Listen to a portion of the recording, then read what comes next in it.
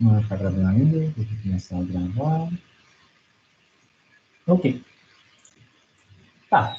Agora que está gravando, boa tarde aí, gente. Tipo, eu sei que as últimas aulas foram uma correria gigantesca, mas eu acho que eu finalmente consegui fechar tudo de uma forma que fique mais bacana, assumindo que a gente não perca necessariamente o foco de novo, não. A gente, que eu falei, né, o assunto crescendo muito. Porque, como eu falei com vocês, né, tipo, eu esperava ter uma aula de Fourier, no fim foram 3 aulas, então até daria para fazer 2, porque foram aulas de 1 hora, né? Assim, talvez fazer 2 de 3 horas, mas até a divisão de conteúdo e o tempo de preparar o conteúdo foi mais do que eu esperava. Então, a gente meio que parou aqui, na terça, com os algoritmos de Fourier. Ainda faltou o algoritmo rápido, que seria mais uns 15 minutos, quando eu posso passar isso hoje, né? Tipo, para vocês, então, como eu disse, assim, o tempo de fazer os slides é muito grande, eu me perdi um pouco, mas hoje eu consigo liberar o Lab 03 da forma correta. Entendeu? Aí depois de liberar o Lab 03, vem realmente tarefa, música. Sincronização de músicas é basicamente Dynamic Time Warping, que é um assunto que eu conheço, por causa do meu background em séries temporais, etc. Então, isso aqui eu acho que vai realmente ser só uma aula, pensando bem. A parte de corda também, que vem de HMM, eu acho que dá uma aula. Então, eu estou chutando que isso aqui é basicamente algumas matrizes, que dá uma aula. Essas duas aqui, que são os mais novos para mim, do ponto de vista computacional, eu não fui ler com calma para saber o que é, né? É que eu estou com dúvida, tipo Fourier, nunca lecionei parecido antes, ficou um pouco mais longo. Mas eu realmente acho que dá para terminar tudo até o carnaval da parte base da matéria, né? Que é a parte mais do livro. Então, o que eu fiz foi pegar a primeira prova, que ia ser tipo semana que vem, e eu acho que ia ficar muito em cima, e jogar essa primeira prova para depois do carnaval. Entende? Aí você fala, pô, Flávio, uma prova cobrindo o livro todo, será que não é muito? Eu faço uma prova simples, múltipla escolha, entende? Fixação de conteúdo mesmo, pode ter uns laboratórios, né? Eles também fazem laboratórios também. Então, eu acho que dá para fazer uma coisa boa com uma prova única no Moodle. Entende? Depois disso, vem a parte que eu mudei. Porque a ideia era ter a segunda prova depois do carnaval, né? Mas eu realmente acho, e eu nem culpo vocês, sendo sincero assim, porque eu faria o mesmo se fosse aluno, né? E se eu for falar de assuntos extras sem algum tipo de avaliação depois, embora tenha um projeto, mas sem algum tipo de avaliação, tipo algum tipo de prova, etc., eu fico achando que, muito possivelmente, a gente pode perder os alunos ao longo do curso. Né? E como não tem presença no ERI, entende? E se você quiser não ver, você assiste o vídeo depois, etc. Eu pensei em fazer uma prova menor dos assuntos extras, já que tem um projeto também no fim de tudo, entende? Aqui no fim de março. Embora fique um pouco desbalanceado, que eu sei que vai ficar, que você o quê? 7 aulas, os labs, né? Tipo, meio que é fixação de conteúdo, né? Então, assim, vai ficar uma parte mais prática no início. No fim da matéria, eu falo com vocês, talvez tirar um diazinho na última aula, perguntar como foi a experiência, né, que a gente pode rever isso para os outros semestres. Né? Se eu falo com todos os alunos, quando tem uma matéria nova, tipo assim, a gente pode rever. Ah, Flávio, a prova não funcionou. Se for assim, então talvez só lá, daí cria o lá por causa do assunto dele, né? Ah, talvez o projeto lançar antes, talvez as provas, mais prova, menos lab. Ah, talvez não tenha aula de lab mesmo, tem que focar mais tempo com o assunto. Então a gente conversa sobre isso depois. Mas o assunto que foi proposto para dar, o principal, que é o livro do Miller, né, a gente com certeza cobre. Então, isso eu estou feliz com o laboratório. Porque isso, para mim, era o objetivo principal, era cobrir o Miller. Se mudar novamente, a gente conversa novamente sobre isso. E, então, é isso que eu tenho para falar com vocês agora, nesse momento. Está claro alguma dúvida ou não? Tranquilo, Flávio. Então, acho que assim vocês que pegam tudo certinho, né? Então, a gente tem um calendário novo. Além disso, finalmente, a trazer o Moodle todo. Fico muito feliz quando está arrumadinho como ele está agora. Até a gente tem o Moodle novo bem organizadinho, com as aulas, com os laboratórios, com o lab de hoje, que eu vou passar hoje, entende? E com a leitura, que até o momento é basicamente o capítulo 2.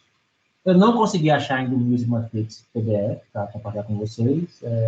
Realmente não fui atrás, eu pedi para a editora, que eles dão de graça, mas não deram, foram de graça figuras, né? Mas, bom, se alguém achar, me avise.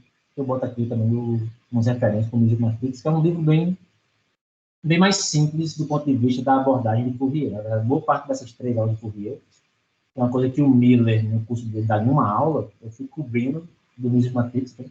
Porque ele vai com mais calma, né? Não vai só jogar um monte de equação na sua cara e deixar você se virar. Né?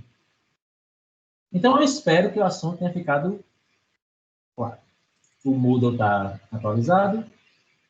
E na aula passada, talvez nem dê 15 minutos, mais ou menos, mas na aula passada, a gente basicamente terminou a aula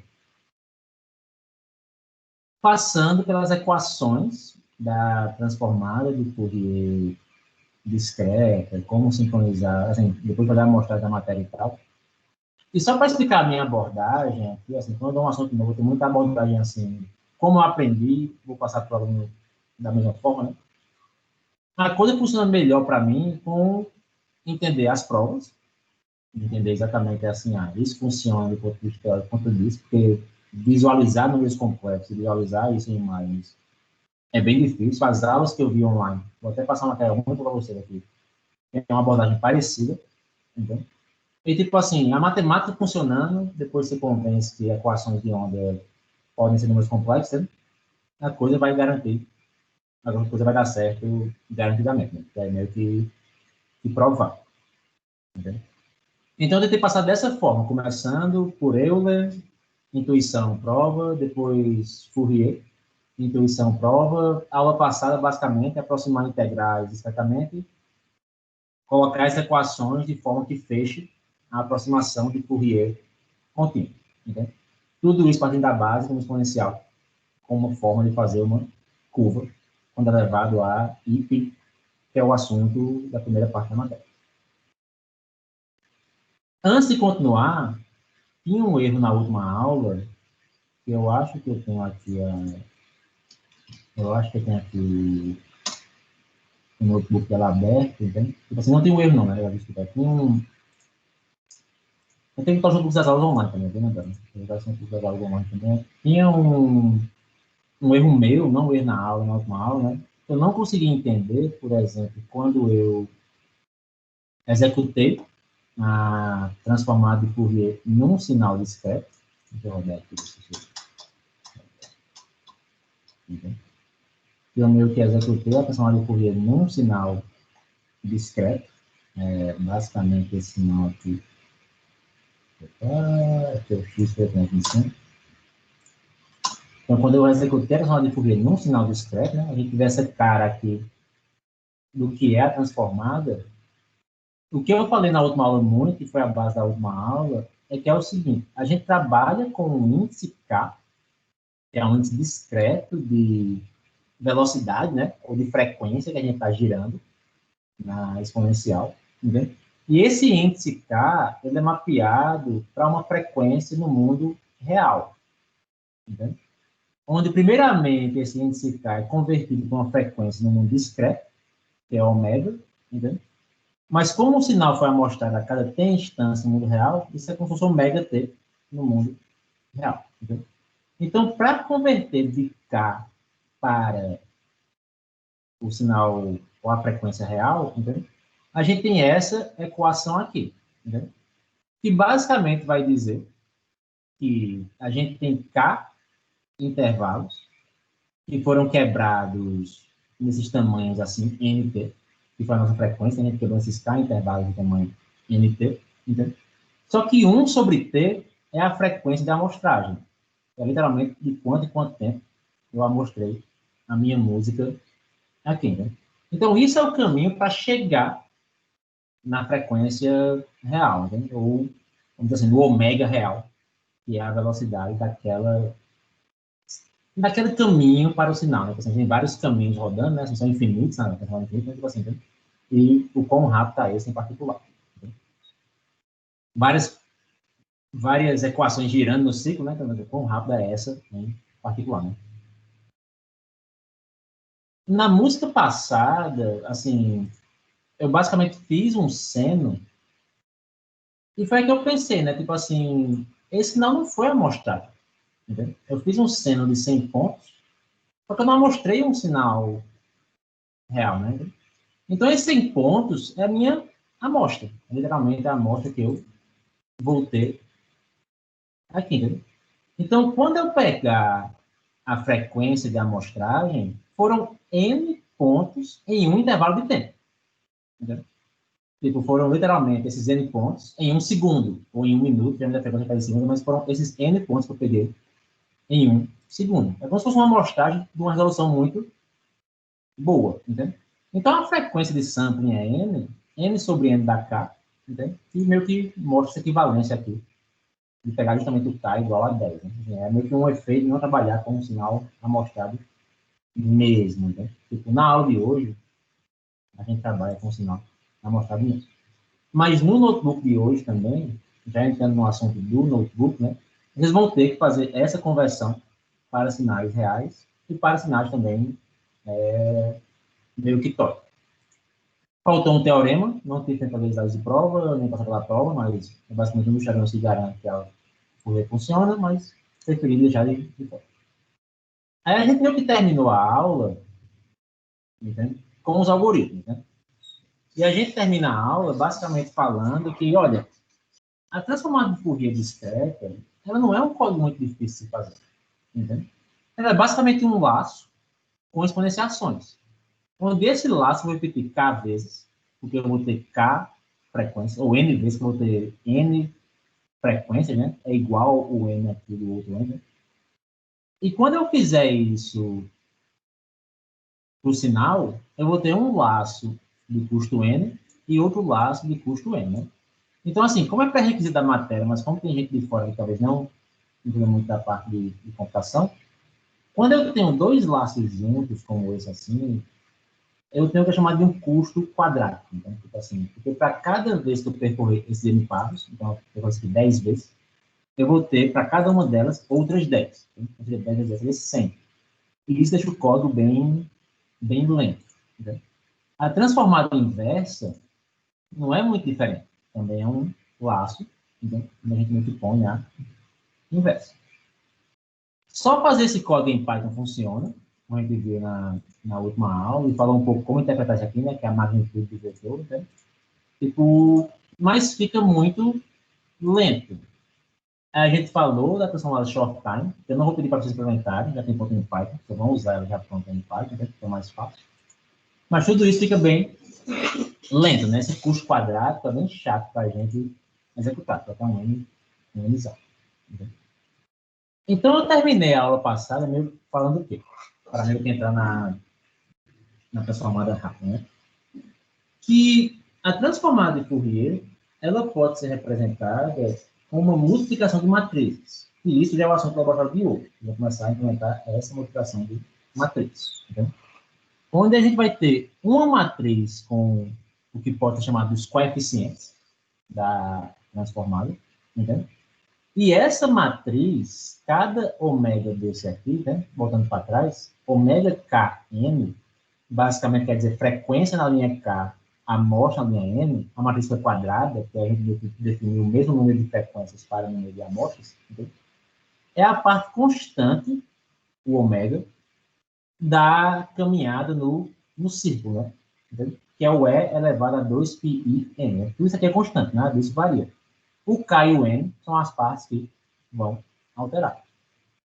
Então, quando eu criar essa matriz, que eu tenho todos os ômegas, começando a indexação de zero, que eu começo de zero mesmo, então, seria tudo elevado a zero, que dá 1, aqui seria tudo elevado a zero, que dá 1 também, né? Então, o ômega 1 está aqui, e o N menos 1 está aqui. Késima frequência menos 1, ponto N menos 1, é o coeficiente que eu uso na minha transformada, né? A transformada vai virar essa multiplicação de matrizes, onde eu vou ter essa linha multiplicando essa coluna. E para quem lembra de CD, que eu falo disso em CD, ou para quem fez álcool, também falo disso em álcool, para quem está no mestrado, no doutorado, deve até se acostumar com num pai, sai pai, etc. Tipo, matrizes são algumas formas de tirar somas, né? Então, eu vou pegar esse elemento por esse, somar com esse por esse, que é justamente a equação do x zero. Nada disso, isso for para baixo, a equação do x. Nada disso, gente, vai, vamos dizer assim, e o k aqui mudou para ser igual a 1, né?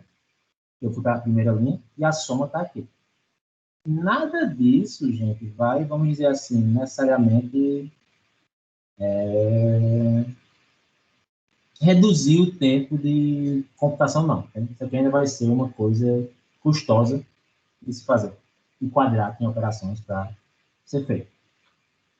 A gente pode transformar a matriz inversa também, né? Tipo assim, quando eu pego o coeficiente, eu estou girando em menos k. Quando eu pego o...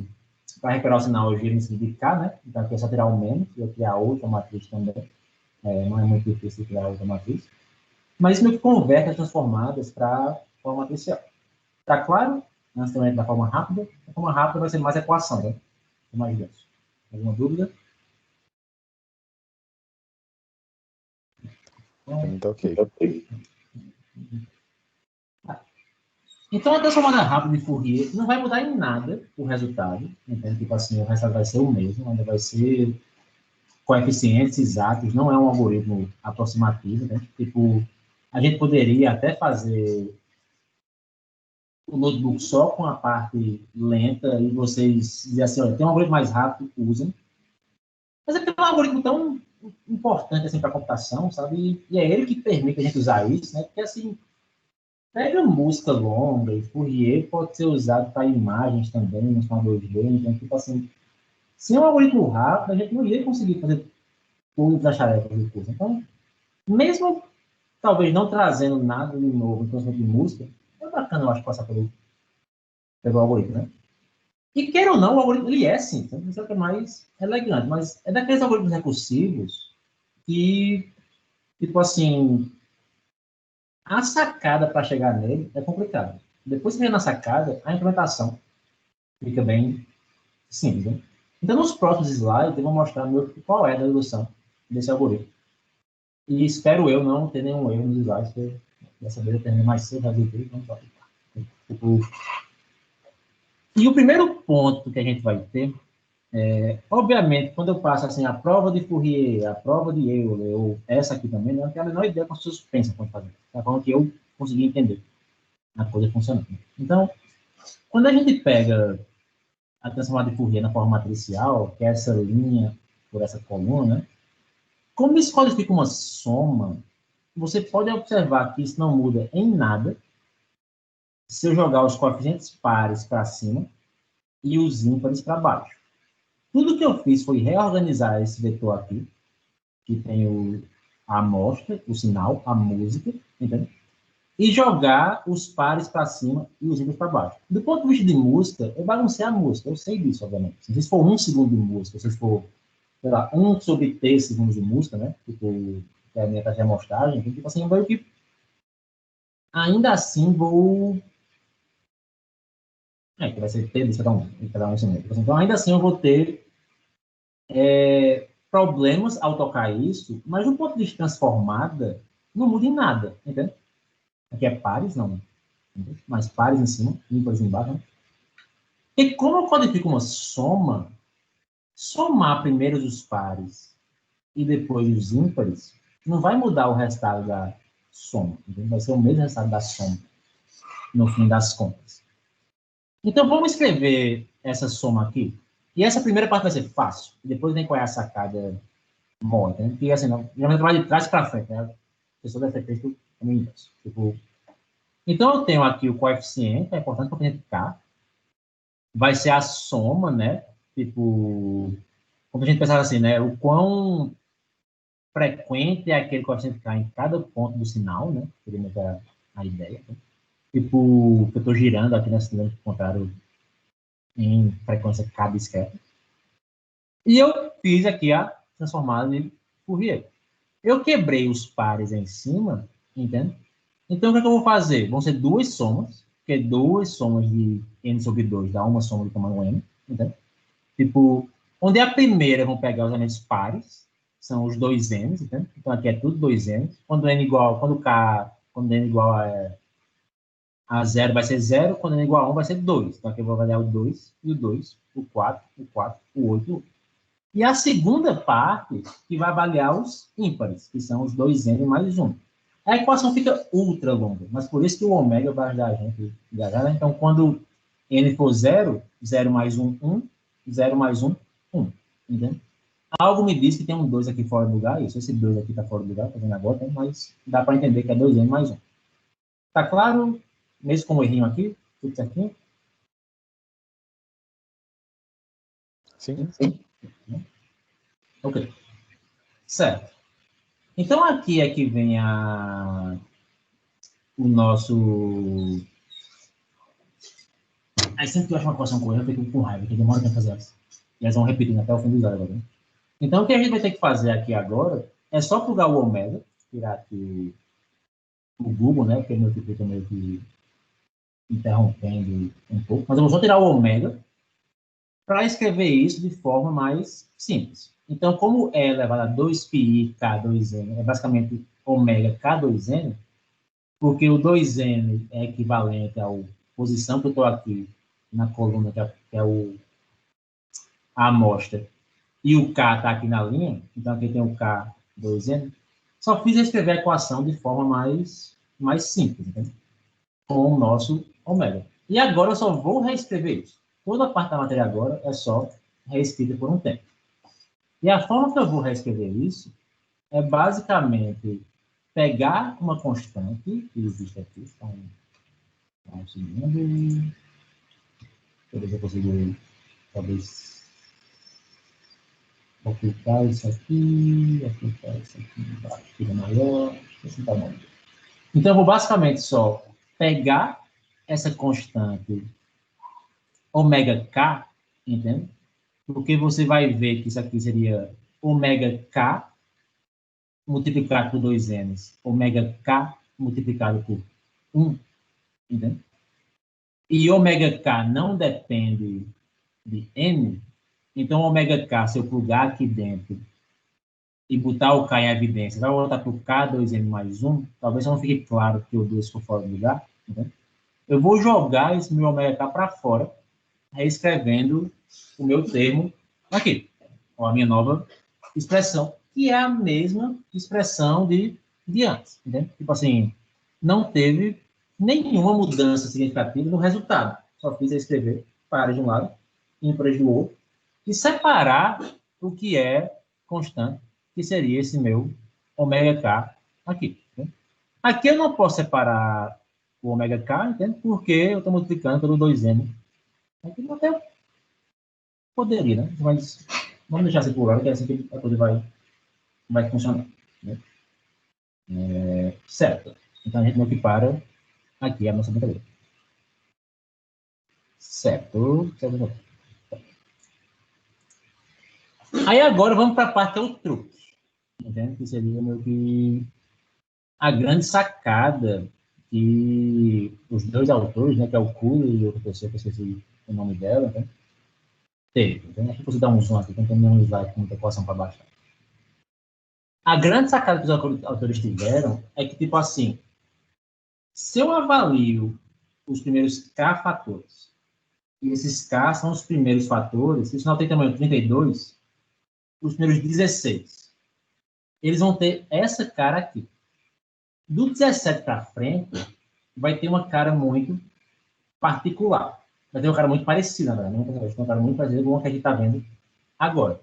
Então, os coeficientes da posição n sobre 2 mais k, ou seja, de n sobre 2 para frente, não vai ter uma cara muito diferente dos nossos coeficientes agora, não.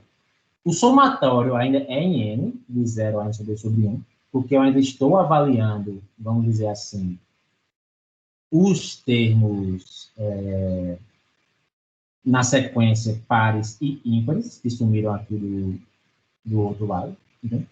E se eu pego esses K fatores para frente, aqui é para ser o somatório completo, mas se eu pego esses K fatores para frente, aqui eu tenho os dois, né? Os pares e os ímpares, o que mudou foi o K, então um pouco mais para frente, eu vou conseguir reescrever também de uma forma muito parecida com a anterior. A equação fica densa, entende? Mas aqui eu estou vendo o fator n sobre 2 mais k, n sobre 2 mais k, avaliado na posição 2n, que é par. E aqui eu estou vendo o fator n sobre 2 mais k, n sobre 2 mais k, avaliado na posição 2n mais 1, com 2, mais uma vez, fora do lugar, o errinho foi meio propaganda. Então, a coisa meio que se mantém. A mesma soma, só mudou o fator. Aí o que você percebe, o que foi o grande truque, né? É que se você avalia essa equação aqui, e aqui começa a meio que ver a noção que quando eu vou aumentando, gente, assim, você pega a posição de um vetor no mundo complexo, né? Tipo, em algum momento eu dou uma volta. Em algum momento eu vou dar uma volta e chego na mesma posição. Entendeu? Então, se eu estou numa frequência fixa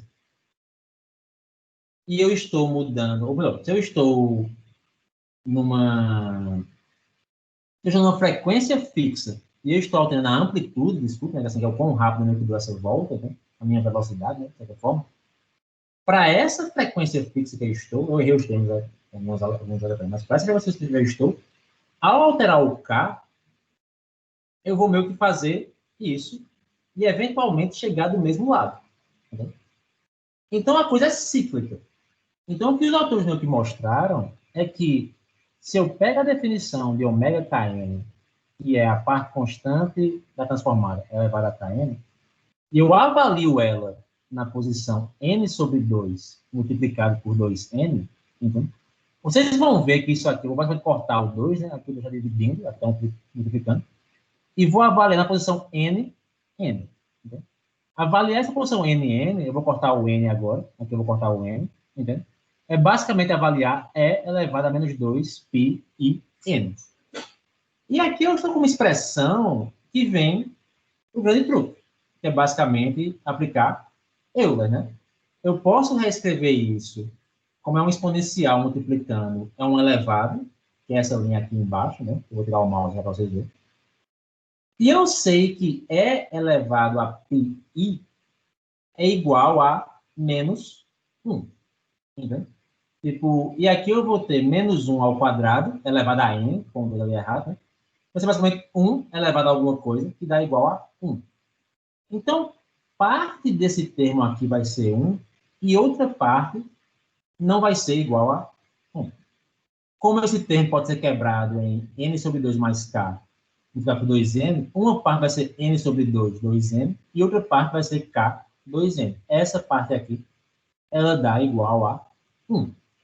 Não é à toa que isso vai poupar tempo de computação, porque essa expressão está nos primeiros k fatores, o WK2n, multiplicado por x2n.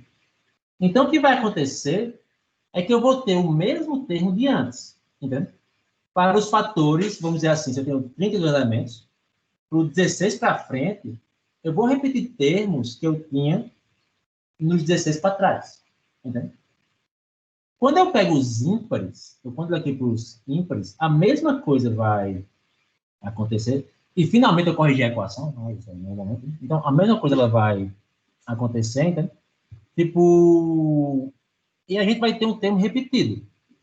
O que a gente vai fazer é olhar para essa expressão aqui, que é muito densa, ela é chata de olhar, mas eu posso quebrar ela em n sobre 2, multiplicando 2n mais 1, o primeiro pelo segundo, mas pelo segundo como o grupo todo, WK, o primeiro, o segundo, que é o K, 2n mais 1, que é o que está aqui, o WK 2n mais 1. Essa equação aqui, gente, se vocês pegarem esse Wn sobre 2 multiplicado por 2n mais 1, entendeu? Se a gente trabalhar de forma parecida com o que a gente fez antes, ela vai dar igual a menos 1. Entendeu? Tipo, a gente vai ficar só com um menos 1 aqui, né? Dá para ir trabalhando e chegar com menos 1, né? E não vai ser tão difícil, porque o menos 1 meio que aparece aqui, já em algum momento, vai mudar o elevado. E o elevado vai ter um passo a mais, que é um mais 1, entendeu? Então, não vai ser um número par, vai ser um número que vai estar no menos 1, de certa forma. Quando a gente derivar isso aqui, a gente vai chegar na equação final, que é os primeiros k elementos têm essa cara, os segundos k elementos têm essa cara de baixo.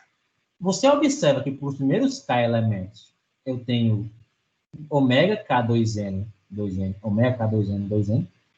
Para o segundo k elementos, eu tenho a mesma expressão, ômega k2n, vendo nas posições ímpares, só mudando o sinal dessa constante, ômega k, que eu joguei para fora antes. Entendeu? Então, o que acontece na prática é que tem computação repetida dos primeiros x, n sobre 2 elementos, para os últimos n sobre 2 elementos. Né?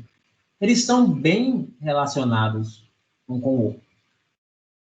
E o que eu posso fazer agora é pensar num algoritmo que poupa esse tempo de computação. Eu não preciso computar isso aqui 2 vezes. Eu computo só uma vez. Eu não preciso computar esse outro somatório 2 vezes. Eu computo só uma vez também. Reduzir o tempo pela metade. Depois que eu reduzir pela metade, basta inverter um sinal, ou fazer esse produto aqui positivo e negativo, eu chego nos números originais. Entendeu? Você pensa, pô, mas claro, começou a dividir o tempo pela metade, já vai ser n ao quadrado sobre 2. E aí veio o segundo truque. E o segundo truque que os autores tiveram é que você pode fazer Fourier recursivamente nos positivos, ou nos pares, e nos ímpares. Basta tratar os pares como um sinal e tratar os ímpares como outro sinal. E eu vou quebrando isso recursivamente até ter a minha resposta final. Né? Então, eu fiz ter um algoritmo onde a ideia qual é dele? Tipo assim, aqui é o pseudocódigo que está no livro do Miller, né? Você começa com um vetor de tamanho par. Se ele não for tamanho par, bota um zero no fim no início. Talvez tenha fazer isso no código de vocês. Né? Tipo, eu removo um elemento. Começa com o tamanho par, que é a sua entrada. A saída vai ter os coeficientes. Esse vetor pode ser um sinal complexo, mas como a gente falou na última aula, que é um sinal real. Então, a gente vai falar com sinais reais, né? Não importa muito. E a gente vai computar a transformada de Fourier, mas de forma recursiva e usando a relação acima. Entendeu? Se o meu vetor tem tamanho 1, basicamente é transformado, o seu tamanho 1 é só o vetor. Se o vetor não tem tamanho 1, entendeu? A gente vai começar a fazer a transformada aqui. Aqui não tem muito o que fazer, é só um ponto. Então, eu vou chamar Fourier recursivamente para os primeiros n sobre 2 elementos, ou para os n sobre 2 pares elementos, e depois vou chamar para os n sobre 2 ímpares elementos. Entendeu? E eu sei, pelaquela minha expressão de antes, que a parte dos primeiros k, que é a metade, é sempre bom separar que k vai ser metade dos elementos, vai ser os pares. Pares são as posições. Então, as primeiras metades, k índices de frequência importantes, vai ser a soma AK mais CK, entendeu? Onde AK e CK são os resultados que vêm daqui, né? Do anterior. E depois eu vou só combinar com esse meu ômega K, que é o fator de multiplicação aqui, a diferença dos dois, entendeu? Então, eu quebrei minha computação. Opa, cadê meu... Aqui. Eu quebrei minha computação, que era n quadrada, em vários problemas que começa 64, depois 232, depois 216, 2 de 8, 2 de 4, 2 de 2, 2 de 1. Entendeu? Tipo um mesh sort mesmo, que é um mesh sort para a mesma coisa, né? E cada passo que eu trato, eu tenho essas multiplicações de matrizes e essa multiplicação de vetores, né? E essas somas de índices aqui, né? Que teriam um custo n. Quando eu vou reconstruindo isso, é a definição do algoritmo n log n. Deixando transformada de forma bem mais rápida. Existe FFT, programação dinâmica, para evitar chamadas recursivas, mas isso é um algoritmo dinâmico, né? De forma assim, tipo, eu estou poupando computação, né? Mas você quer, tipo, poupar entre uma chamada e outra. Não sei se tem mais o que poupar aqui, né? Porque cada... E pega assim, a primeira chamada vão ser os pares, a segunda vão ser os ímpares. E aí você depois vai fazer de novo com os pares e ímpares dos pares. Parece que mistura muito para ter uma memória a mais. Tá claro assim, Henrique? Eu não consigo ver uma memória a mais aqui. Assim, eu acho que não tem, porque eu queria apresentar, mas eu não consigo ver agora a submistura ótima que eu pensaria para armazenar algo a mais. Hein? Tipo, não tem uma estrutura de uma chamada para outra. Cada uma é meio que um também. Ficou claro, Henrique? Sim, né? Eu sei. Eu vou estar pensando aí, mas não. Vamos falar. Ok. Alguma dúvida enquanto eu passo aqui o laboratório? Mas o laboratório é bem trivial. Eu já falei qual vai ser ele agora. É o nosso Lab 03. Né? Então, o Lab 03 de vocês vai ser basicamente implementar a transformada de Fourier. E entender como fazer uso dela no mundo de música. Entende? Tipo assim, depois da aula de hoje, a gente vai virar mais música mesmo, a como eu falei. Então, eu dei umas definições, meio que assim, traduzindo a essência do que tem no livro, né? É muito bom que tem os notebooks do livro, dos autores que são em inglês, então eu só fiz traduzir e trazer para aqui, para ajudar quem não sabe inglês, mas sempre lembrando que tem o livro, tem os notebooks do livro que são abertos, acho que faz tempo que eu passei isso, para quem não quer baixar o livro, e aqui eu transformo o código da coisa para português, entendeu? Meio que mostrando o que a matriz vocês vão gerar, e vocês vão ter que gerar essa matriz aqui DFT. É o primeiro código. Alguns alunos talvez não gostem, ou não são acostumados, ou realmente têm dificuldade com o código vetorizado. Que é o tipo de código que eu mostrei na aula passada. Multiplicar matrizes, multiplicar vetores, etc. Que para alguns não caem diretamente. Não tem problema. O problema é que Python, como linguagem de programação, é muito lento. Para fazer um laço. Então, se você for montar essa matriz na mão, fazer o for n por n, montar ela na mão, entendeu? Isso vai ser meio lento. Por sorte, existe uma biblioteca Numba, em que essa biblioteca que eu botei aqui, Numba, from Numba import dit, né? Vai compilar esse seu código para um código C. Pense assim, não é um código C, vai ser uma compilação do sintaxe, mas vai compilar para um código que é tão rápido quanto seu, comparavelmente rápido quanto C. Entendeu?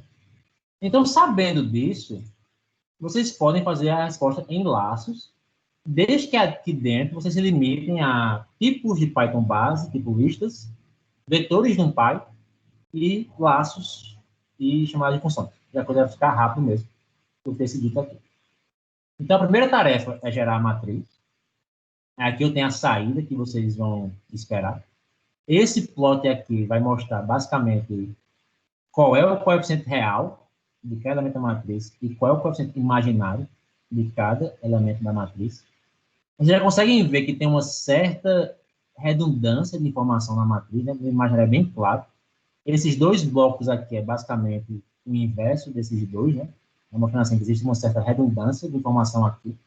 A gente falou na aula passada, né? Quando você pega um resultado transformada, meio que vem os sinais e depois repete os mesmos, entendeu? Que vai ser os mesmos coeficientes na multiplicação, entendeu? Só que do outro lado, na importância. Aqui também é meio que um, pode ser visto como um pouco transposto do outro, né? Bem próximo do outro. Isso meio que mostra de onde vem a redundância, né? A gente não precisaria fazer a transformação de Fourier com os n pontos. Mas usar os n pontos ajuda para a coisa meio que girar, fazer um algoritmo rápido, porque vai ter o ciclo completo, os coeficientes, etc. Embaixo tem a resposta e vai sair esse plot. Se sair esse plot, acertou. Se não sair esse plot, você errou. Entendeu? Depois vocês vão fazer a transformada na mão mesmo, ver se é rápido. Chamar ela e eu vou plotar aqui um sinal X com a transformada. Se sair esse plot, tá certo? Se não sair esse plot, você vai ter errado. Entendeu? E, por fim, vai ter a transformada rápida, a fast Fourier transform, né? E tem que dar o mesmo resultado da acima. Se sair essa aqui, você acertou. Se não, você errou. Então, todo ponto você sabe se acertou ou errou. Só que, obviamente, a gente não vai fazer isso na mão sempre, né? Assim, isso é aquela coisa, assim, faz uma vez na mão, o resto da vida usa uma biblioteca. Então, vocês podem também... Sim, aqui tem um códigozinho, que até peguei dos autores, né, do livro, que é meio que... Para vocês verem o quão mais rápido é a fast do que a normal. Né? Então, vocês vão ver que uma vai ser em log n e a outra vai ser com a data em tempo de execução. Só que beleza, tem tudo bacana, não ajuda nada para música, né? Então, para a parte de música, o que eu coloquei aqui basicamente foi um piano tocando na escala cromática, entende? Que é o exemplo do livro. Tá só subindo nas teclas mesmo, entende? E como eu estou subindo nas teclas, eu vou estar, obviamente, subindo na frequência base importante, né? Então, quando eu subo na tecla, maior é a frequência base que vai ser importante. Então, o seu código da transformada de Fourier com janelas ou short time, não o seu código, a sua análise tem que dar uma matriz como essa aqui de resposta. Ah, Fábio, mas eu vou implementar também o short time Fourier Transform? Eu já achei isso demais. Quem quiser fazer, faça a seu custo, mas eu já achei isso demais. Né? Python tem a transformada de Fourier discreta, na janela rápida. Você pode até usar essa chamada aqui para verificar se você acertou, tem que dar o mesmo resultado. Entendeu? E a ideia agora é você pegar uma música real, que tem tamanho par, para funcionar, que tem uma taxa de frequência real, entendeu? E fazer as conversões. Tipo assim, olha, faz a transformada e pega qual é a frequência mais importante. Qual é a segunda mais importante, qual é a terceira. Né? Tipo, meio que entender como converter do índice para frequência. Depois disso, vocês vão fazer a transformada short time, não para fazer o código, que também já tem conta em SciPy, o short time Fourier transform. Entendeu? O short time Fourier transform em Python, ele vai receber como entrada o seu sinal, entende? Tipo, vai repetir, vai receber tipo, uma taxa de amostragem que vocês não precisam mudar para virar índice, pode virar o FS aqui normalmente. Qual tipo de janela a gente vai usar? Tem a RAM, tem a retangular e tem a triangular. Então, a gente não pediu na aula. Você pode usar a RAM direto, você pode brincar com cada uma delas, né? Qual é o tamanho da janela que está aqui? E todo o resto, eu, pessoalmente, não mexi muito, não. Quando você rodar isso, aqui vai sair uma resposta já direta, né? Que é um plot direto sem Python, né? Tem uma resposta como antes, só que plotada em Python, né? Aí eu vou pedir para vocês converter para cada segundo da música quais são as frequências mais importantes. Por que isso? Porque, gente, aí a gente começa a desempilhar as próximas aulas. Né? Tipo assim, se eu consigo, para cada segundo da música, pegar as frequências mais importantes, cada frequência vai dar uma nota. Eu consigo, para cada segundo da música, reconstruir qual é a nota mais importante. Então, e isso vai ser a base da próxima aula para fazer alinhamento musical. Mas aqui vocês pegam só na primeira parte mesmo. Ok? Dúvidas? Tudo certo? Alguém tem dúvida? Não? Então, show! Vou corrigir os slides. Acho que muito você pode usar sem erros. Os algoritmos eles estão aí. Vocês podem usar qualquer material online que vocês queiram, obviamente. Eu vou estar mais preocupado mesmo com a interpretação e tudo mais. Se você ficar preso e usar um código online, não vai ser o fim nenhum, mas por não copie o código todo. Tem que fazer o algoritmo rodar, entender o que está acontecendo, para todo mundo aprender qual é a noção do algoritmo. Use isso já como base para entender Fourier no geral. E agora a gente finalmente vai ter, tanto em código, quanto em interpretação, quanto em provas, quanto em ideia, o que é a grande base da premissa da primeira aula, que uma música nada mais é que uma matriz, nada mais é que uma imagem. Então, tipo assim, aqui eu converti ela para uma imagem, né, no fim da aula. E agora a gente pode brincar com essa noção e com essa matriz e fazer computação. Então, pensando meio que aprender a computação agora. Então, se ninguém tiver dúvidas, eu vou parar a gravação, vou encerrar a reunião, e o lab já foi lançado no Moodle para daqui a uma semana. Assim, eu acho que é tempo suficiente para vocês pegarem. Assim. É isso. Show. Tchau, tchau. Falou, obrigado, Flávio. Valeu, tchau, tchau.